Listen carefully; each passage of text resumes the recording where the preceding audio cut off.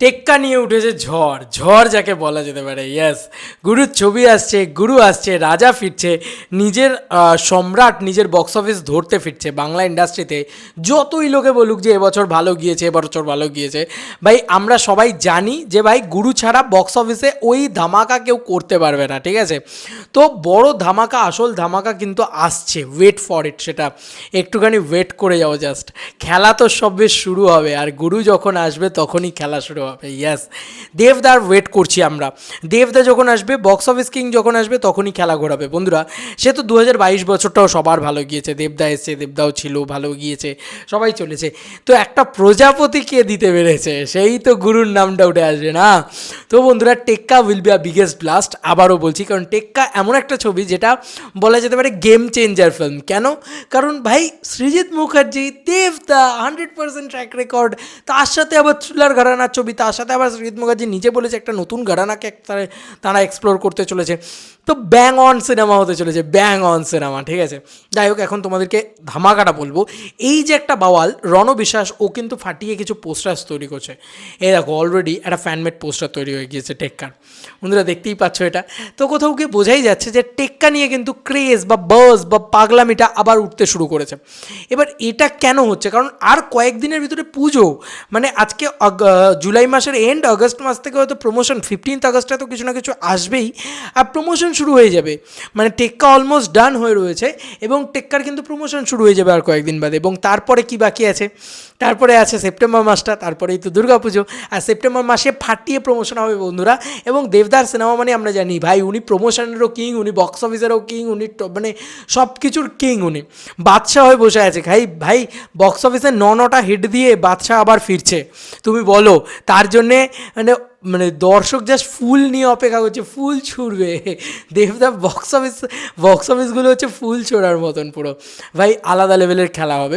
তো এরকম কিছু ফ্যানমেড পোস্টার্স বন্ধুরা তৈরি হতে শুরু করেছে। তো তুমি কি বলবে, বাজ উঠছে না, ক্রেজ উঠছে না একটা সিনেমা নিয়ে? তুমি টেক্কা লিখে সার্চ করো ফেসবুকে, ভয়ঙ্কর লেভেলে বাজ উঠেছে।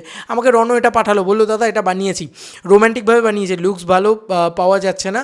যাই হোক, ঠিকই তো, অবশ্যই এখন অবধি কিছুই বেরোয়নি ছবির, জাস্ট একটা মানে দু একটা লুক বেরিয়েছিল, আর এটা স্টাইল বাজারের একটা শ্যুট, সেখান থেকে ও এত কিছু বানিয়ে ফেলেছে। তো বাজ উঠে গেছে ভাই, ক্রেজ উঠে গেছে, পাগলামি চলছে টেক্কা নিয়ে। টেক্কা নিয়েও হেভি জিনিস হবে, আমি বারবার বলছি, টেক্কা বক্স অফিসে ধামাকা করবে। সব ছবি তো শুধুমাত্র মানে ইয়ে দিতে আসে না, মানে সোশ্যাল মিডিয়া ক্রেজ দিতে আসে না।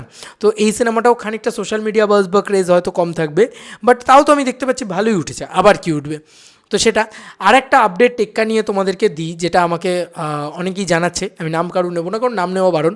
তবে এটাই বলবো যে টেক্কাতে কিন্তু দেবিয়ান্সদের ছড়াছড়ি, ইয়েস, দেব ফ্যান্সদের কিন্তু ছড়াছড়ি থাকবে টেক্কাতে, নাম কারণ নেওয়া যাবে না। তবে এটা বলতে পারি, অনেক অনেক জায়গা থেকে দেব ফ্যান্সরা টেক্কাতে কিন্তু অনেক অনেক চরিত্র অভিনয় করেছে, জুনিয়র আর্টিস্ট হিসেবে অভিনয় করেছে।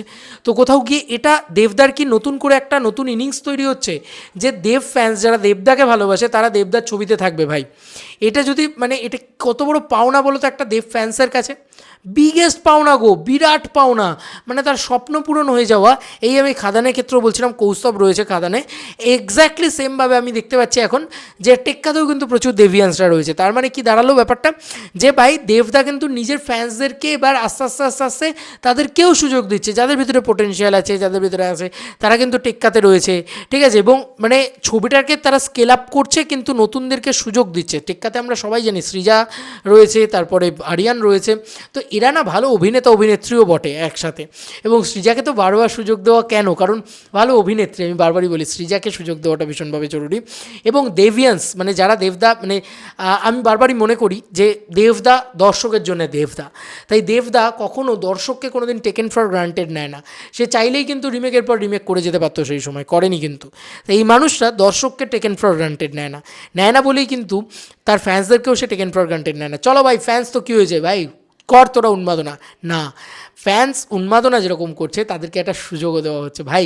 কোনো ফ্যান্স, যে ফ্যান্সটা দেবদার একটা সিনেমাতে কাজ করছে, তার কাছে মানে স্বপ্ন কি, মানে ওটা তার জীবনে কোনো দিন সত্যি কোনো স্টার কোনো তার ফ্যান্সকে সিনেমাতে সুযোগ দিয়েছে এরকম খুব কম শোনা যায়।